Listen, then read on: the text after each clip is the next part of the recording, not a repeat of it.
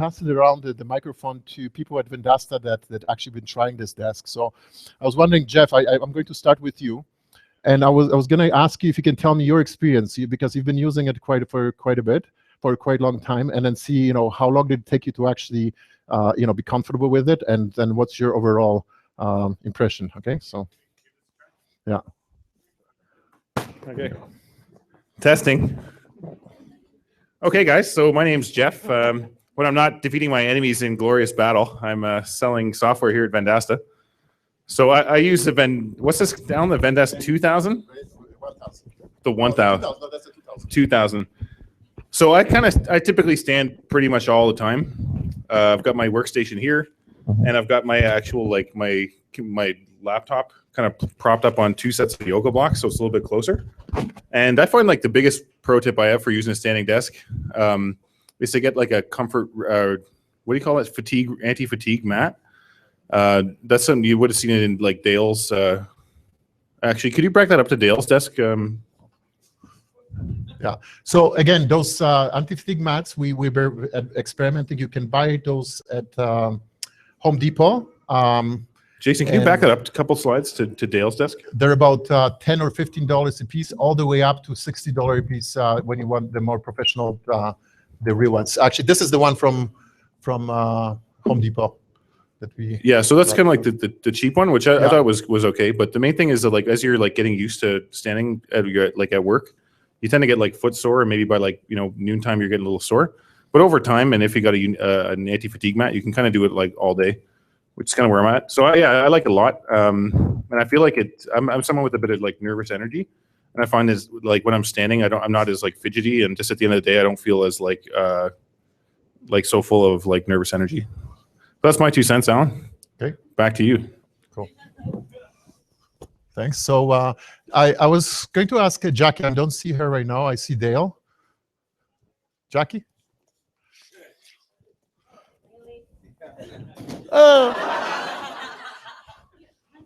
It works. Maybe. How? Check. Woo, that's cool. Yeah, so Alan just asked me to talk about my standing desk. When I first got my standing desk, I was sharing an office with Amy. And for those of you who know Amy, she's now on the 3rd floor, but we were in an office together, and Amy is the coldest person ever. She's always got a heater on. So when I first got my standing desk, for whatever reason, I got really hot. I was just standing, and I'm like, man, is it really hot in here? Are you sweating? And I'm opening the window, and poor Amy's just shivering and smiling and stuff. So adjusting was, I don't know what it was, and I'm sure you burn cows and stuff, but has anyone else gotten really hot off their standing desk? Menopause. Okay, thanks. It was menopause. All right, Jackie. All right. Dale, I asked Dale as well. Is he here? No.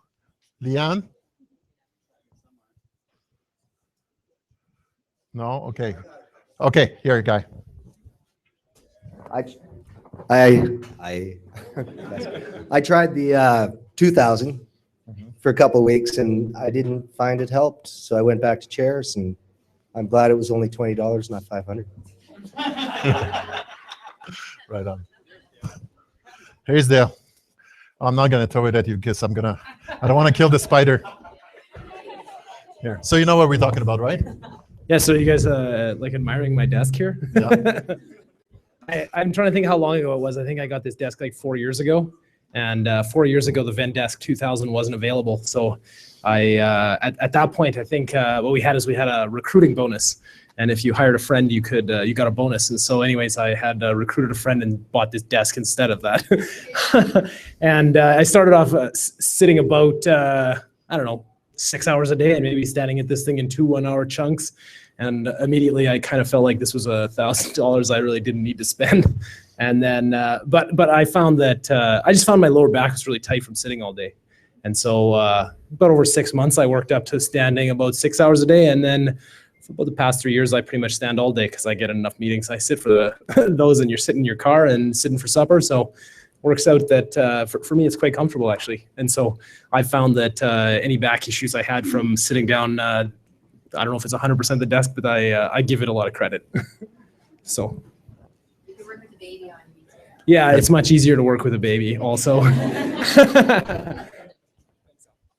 All right. Okay. Are there any questions that from anyone else that is not from Vendasta that hasn't tried it? I think we should try to undercut the other Kickstarter. Okay. we already have a working model, right? So okay. Have it. Oh, it mutes while it's in the air. Although I don't think it's a problem, right? So it's feature scope or scope creep, right? So okay, so we're going to take a quick break, and then we're going to go with the next presentation. So again, grab your drinks and food, and we're going to put the mic on the next presenter.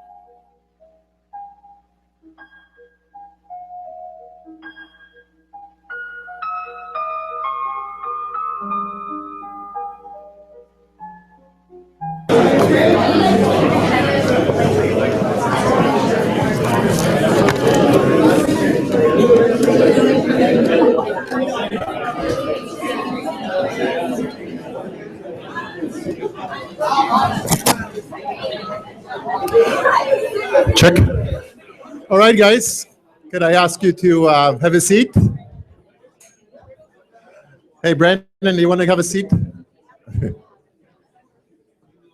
I always do that. Okay. All right. Next up, we have Don. And Don is a manager at of grants and communications at Saskatoon Community Foundation. Go ahead, Don. Hey, Vendasta. Is this live? Are we on? Okay, good. So I understand the theme for today is workplace health. And, you know, to be honest, when Nakia invited me to speak about vital signs, I was sort of pawing through it to figure out what we could say about that.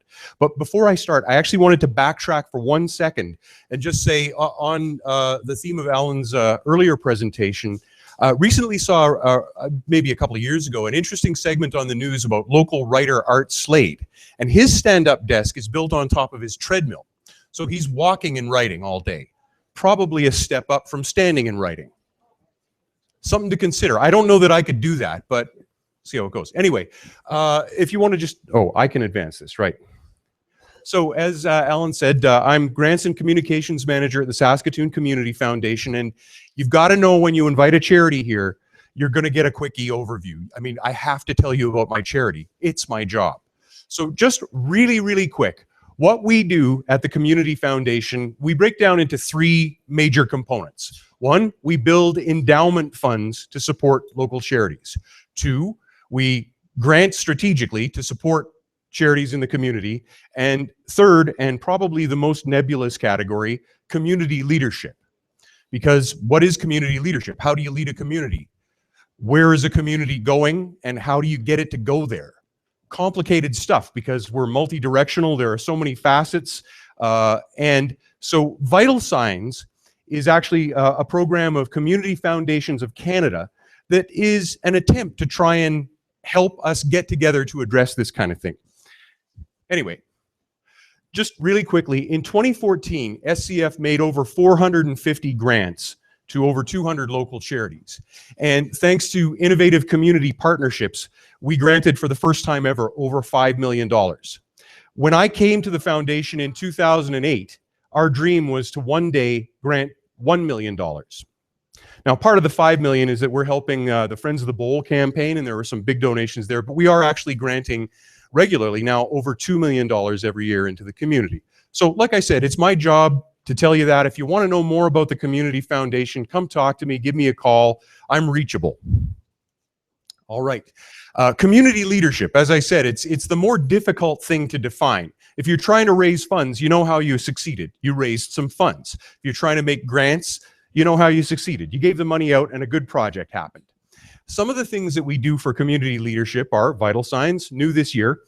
We encourage youth philanthropy by working with a youth advisory council that grants out on $1 million fund. So they grant around $40,000 every year to youth projects. And I work with the youth and help them understand, you know, how to read financial statements, that kind of stuff. We have a little binder called the Just In Case, which is about being prepared for things that most of the Vendasta staff are probably not ready to think about. But so it's more than just estate planning. It's, you know, will people know your computer password? Will they know where your garage door clicker is? If you died suddenly today, would the people who are handling your estate know who to invite to your funeral or what you would want said about yourself? So it's kind of a comprehensive guide to planning for the end of life. Like I said, something we all need to think about at some point. We also give advice on wills. You know, about 60% of Canadians die without a will.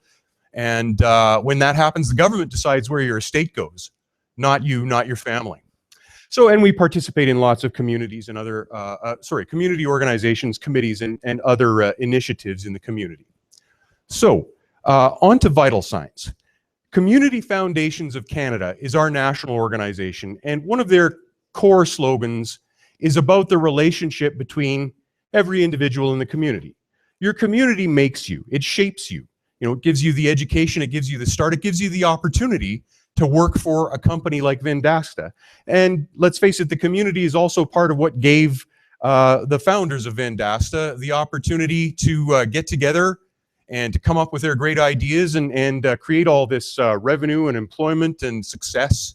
So great. You also make your community by being a part of it. So the question is, how are you going to go about doing that? So what is vital signs? Just as the name implies, vital signs is it's a collation of community statistics that are like a vital signs chart. How are you doing right now? What's your blood pressure? What's your heart rate? Well, what are the vital signs for a community? We have 10 focus areas in our vital signs report, and I'm sure I won't be able to remember them all to list them in order, but gap between rich and poor, health, housing, work, safety, arts and culture, belonging and leadership. Somebody shout out if they remember what another one is. Doesn't really matter.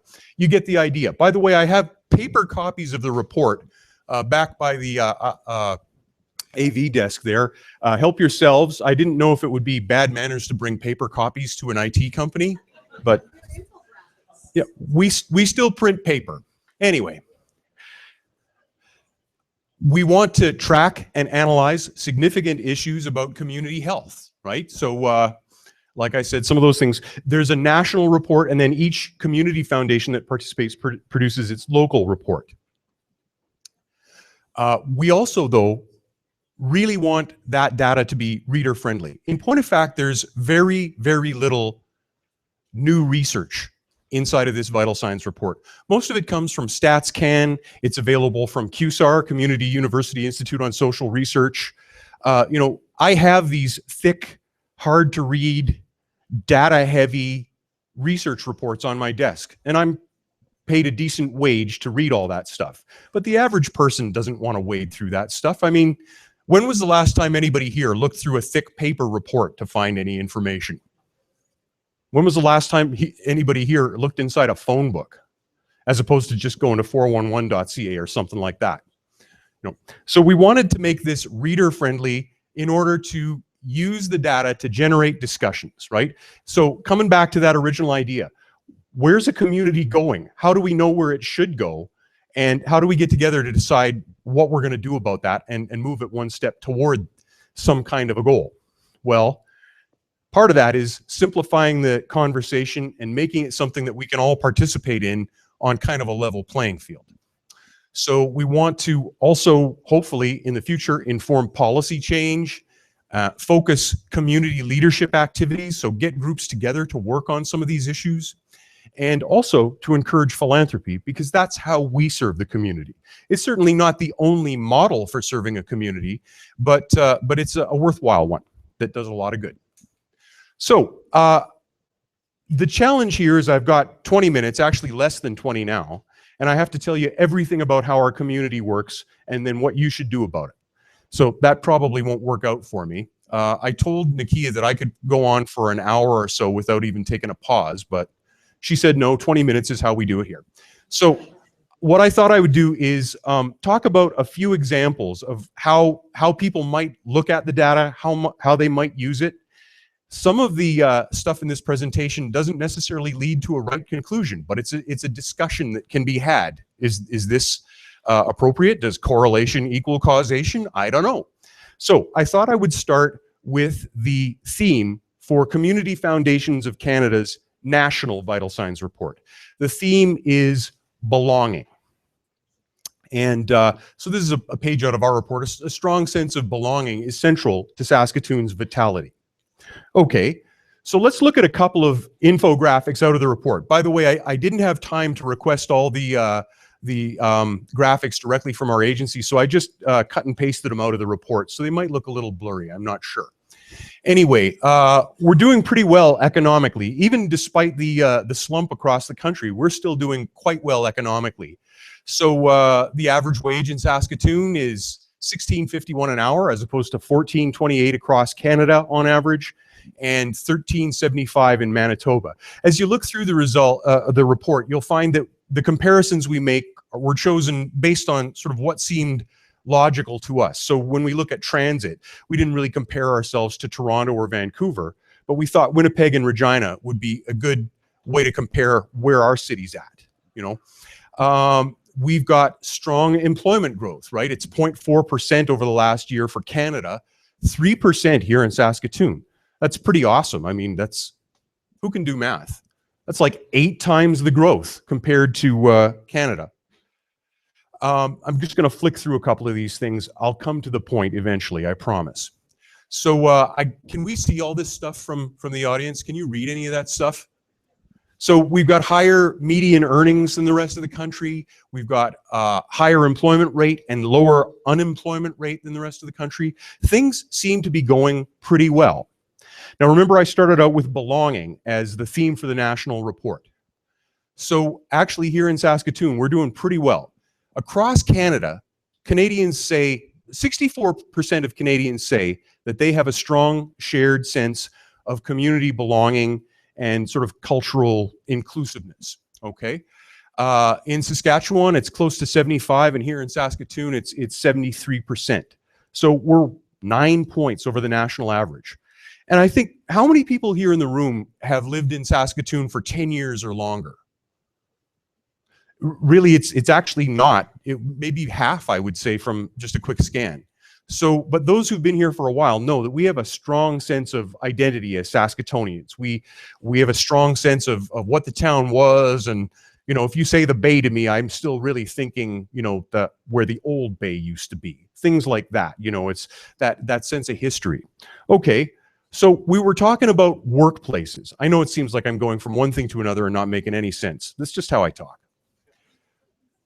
Okay, so migration. We notice that this is, by the way, not a 2001 to 2014 statistic. This is one calendar year, 2013 to 2014. 5,355 newcomers from other countries have come to Saskatoon. So here's the question, and here's a conversation that can arise out of that. We know that we have a strong economy, and that's going to make for healthy workplaces to a certain extent. We know that we have a strong sense of belonging and inclusion in our community.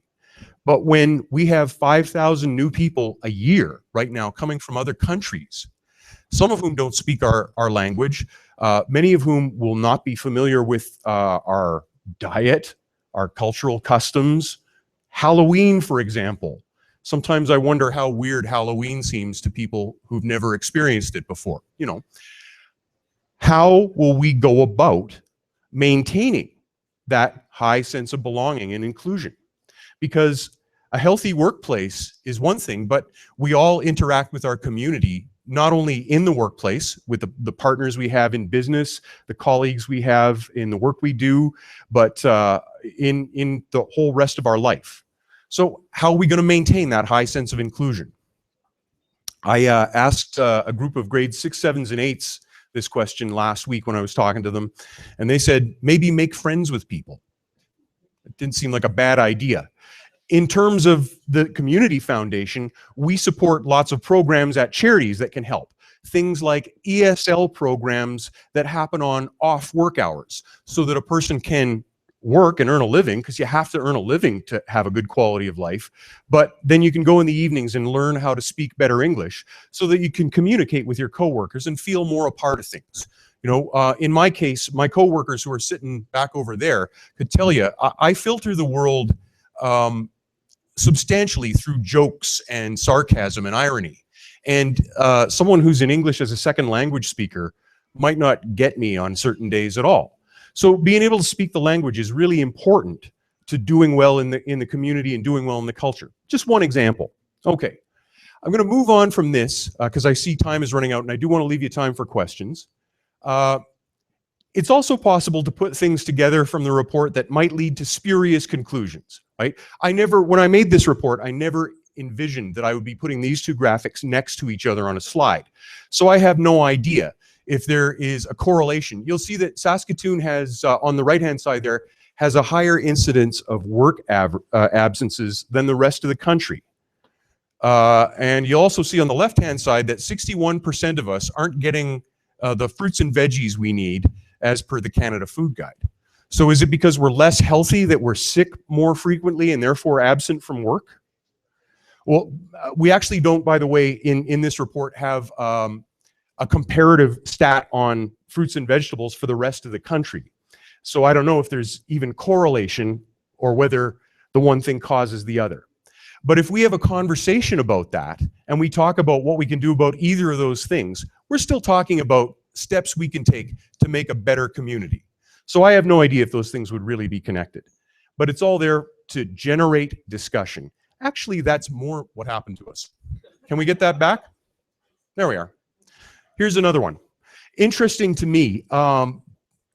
So the median multiple housing affordability index has gone up significantly in the last 10 years. 2005, it was within what they call the affordable range. If you have to spend 3 times your annual income to buy a house, that's considered affordable.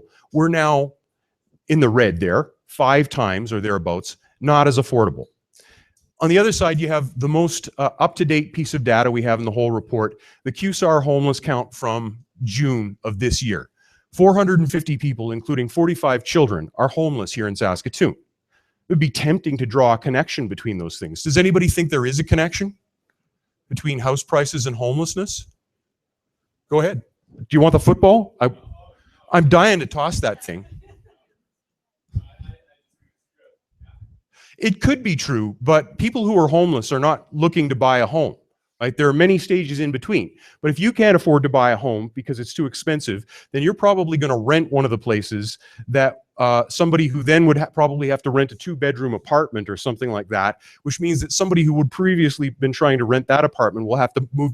And it probably does trade down the scale, and it has an impact. Whether or not that's true, the data is there to generate conversation. Ultimately, I think that there are a lot of things that we can do, and I want to come back to a basic tenet of charity. Winston Churchill, a famous curmudgeonly fella, but who had a lot of wisdom, said, we make a living by what we get, but we make a life from what we give. So everybody's got to make a living. Everybody's got to earn some money, buy some food, shelter, toilet paper, and whatnot. I'll just leave the whatnot up to you. But really, when we focus only on ourselves, we don't make our own lives better, right? Because if you focus on yourself all the time, you tend to focus on what's wrong with your life. You tend to focus on other people. You tend to feel better about your own life. Any fans of Simon Sinek here in the room? You know who that is? I know you are, Christy. Thank you. She actually loaned me the book, but so Simon Sinek is Start From Why. Does that phrase ring a bell? It's about the whole philosophy of how businesses work. But anyway, one of the principles in Simon Sinek's writing is that when we all feel safe, when we all feel supported by our colleagues, when we all feel that there's enough to go around, we tend to take care of each other. We tend to have each other's backs. When we feel pressured, when we feel threatened, when we feel that there isn't enough to go around, we tend to look to ourselves only and let the other people take care of themselves. So that's really a perceptual thing. But we know, factually speaking, that people in Saskatoon buy into this, at least in terms of how they support charities. Across Canada, the average Canadian gives $280 annually to charity. In Saskatchewan, much higher, $380 annually. And here in Saskatoon, 50% more than most Canadians on average, $410. So that's an endorsement of the idea that Saskatoon people do, in fact, look out for each other. And I think that's one of the reasons we have that high sense of community belonging.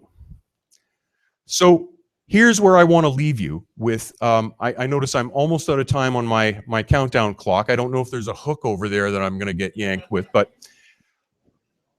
what are you going to do about it?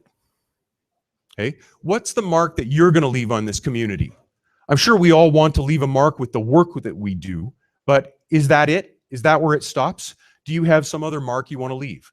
Will the world be a better place because you were here? When you're gone, what's your legacy going to be? So those are important questions. I'd be happy to entertain any of your questions now.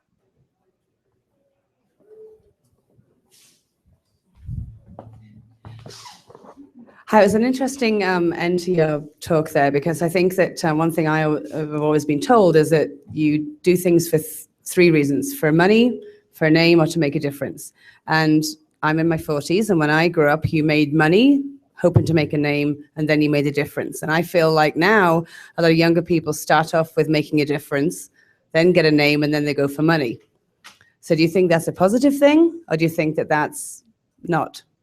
I think it's a bit of a, I'm not sure I accept the premise that you do one thing, then you do the next thing, then you do the next thing. I think that you can build a profession, make money, and make a difference all at the same time or at different times. You know, it's not as though the years between 20 and 30 were spent making a name for myself, and then I stopped making a name for myself and went on to making money. So I'll just give one really quick example. Originally, the Youth Advisory Council had an age range of 14 to 20. We changed that to 13 to 20 because a 13-year-old wanted to get into the group. This young woman became a volunteer for Free the Children.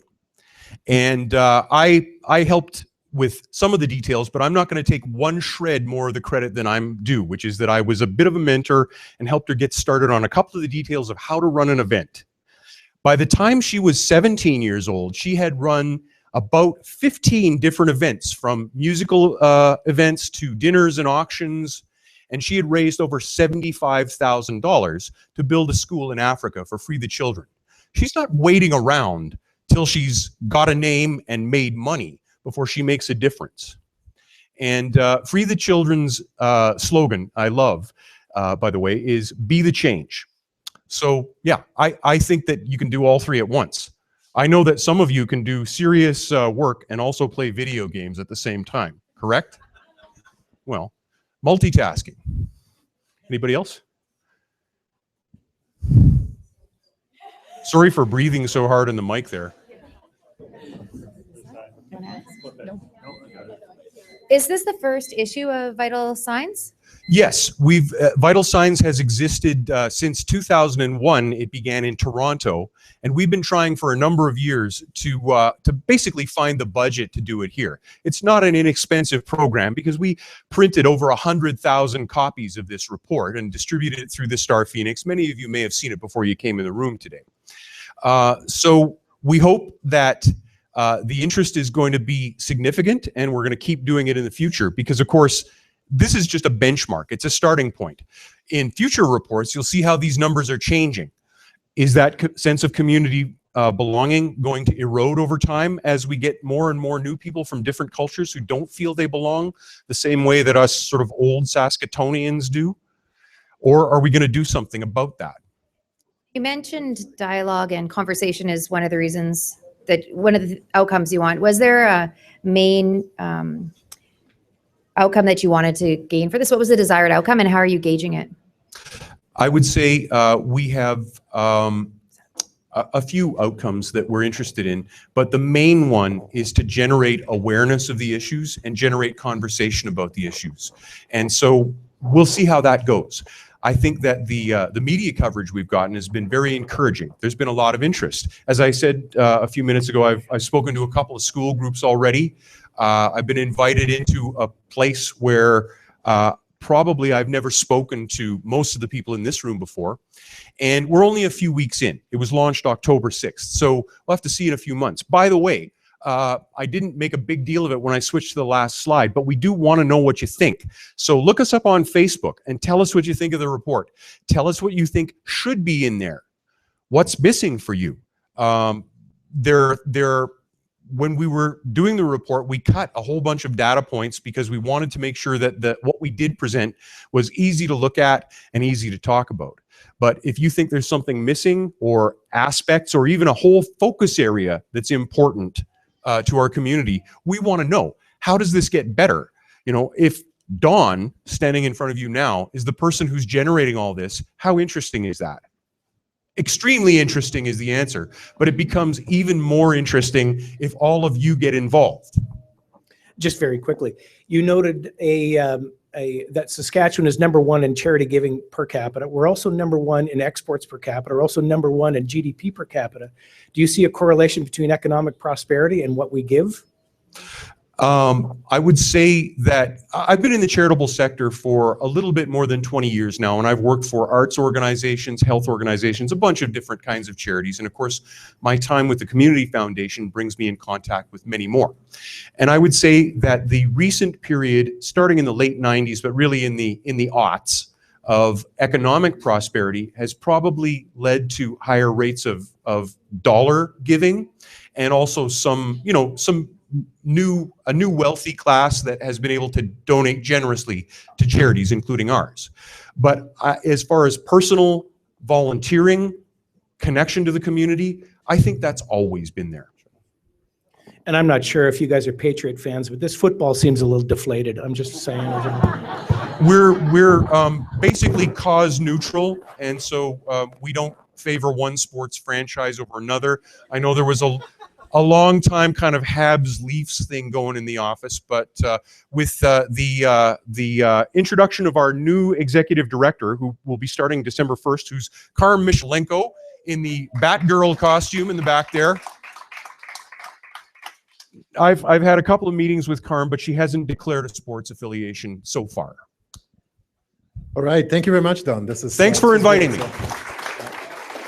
So we're going to take another very quick 5-minute break, and I'm going to start a timer as well. So grab drinks and food.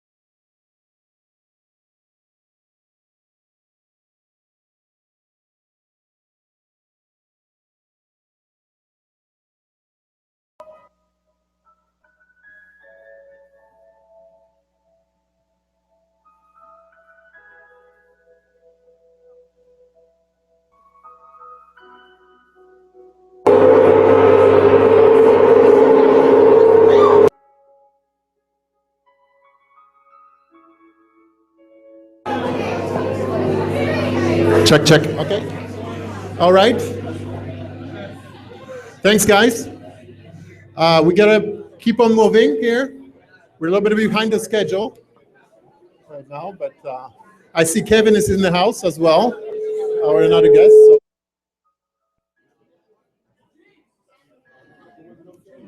Thank you. Hey, Michael.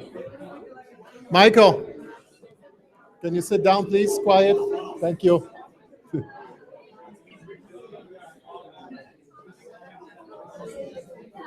All right.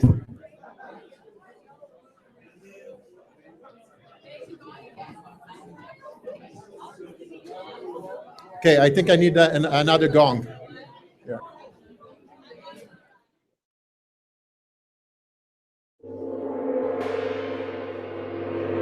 Thank you very much. Could you please, for those of you who want to continue conversations, we do have a lounge there where you guys can continue to talk. Thanks, Guy.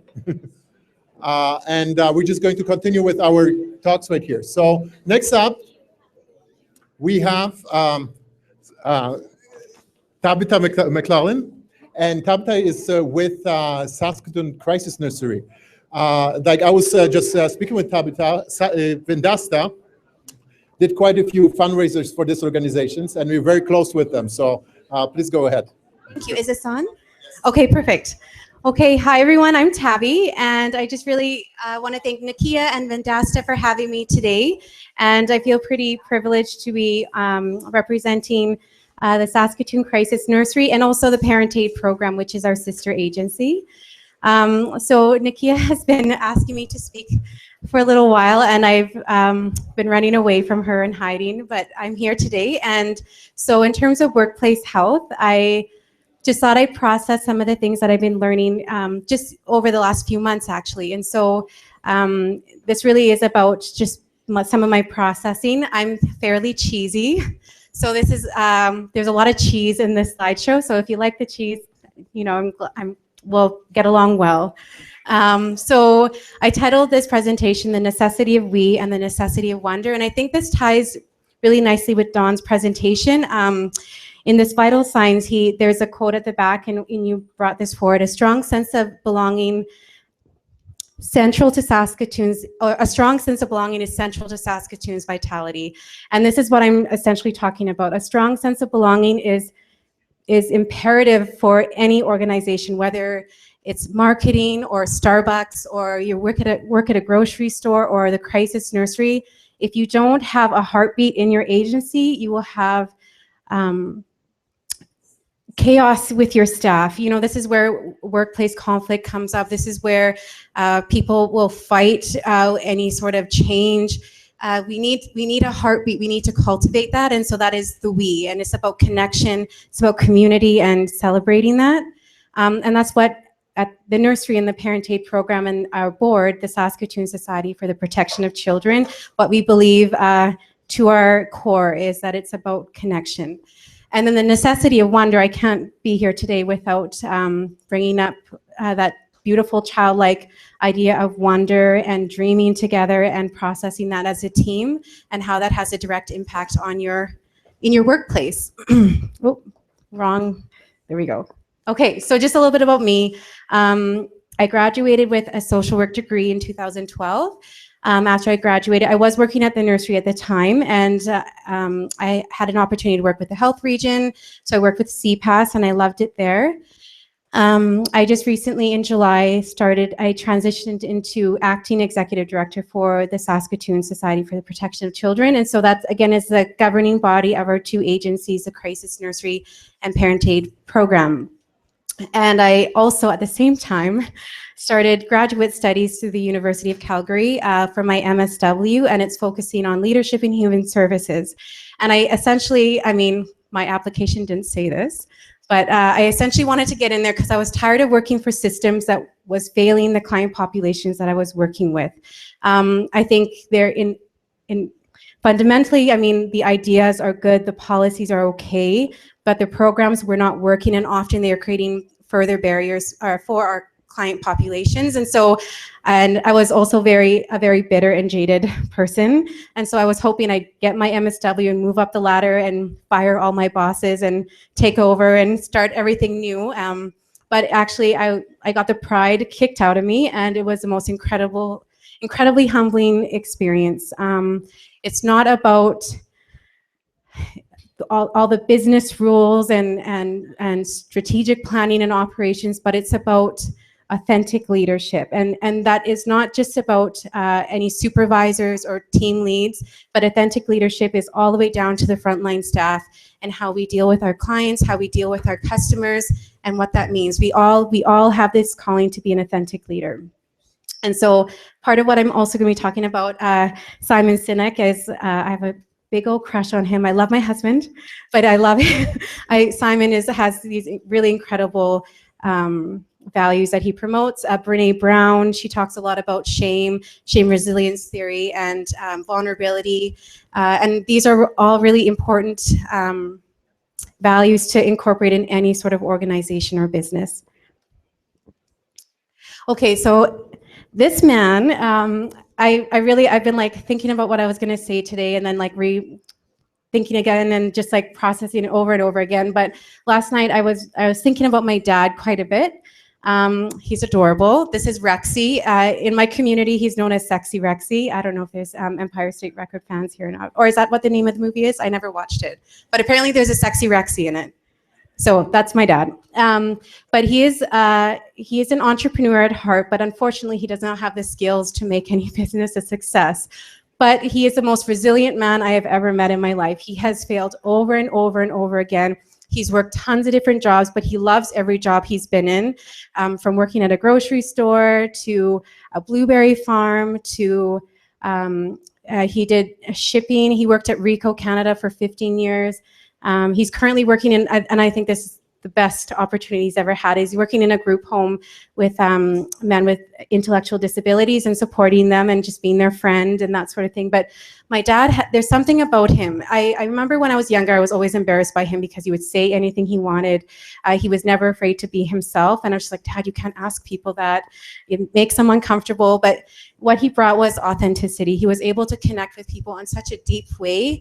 And that's why he felt like he could fit into any job, any workplace. It's because what was most important to him was his ability to connect with people, hear what their highs are, what their lows are, what their strengths are, where do they need growth. And he would be really honest about where he needed growth, and collaborate with them on how they can move forward. And even if it was at a grocery store and they're, stocking produce, he just had this beautiful capacity and ability to connect with people. And part of that is creating narrative, and how important that narrative can be in collaboration.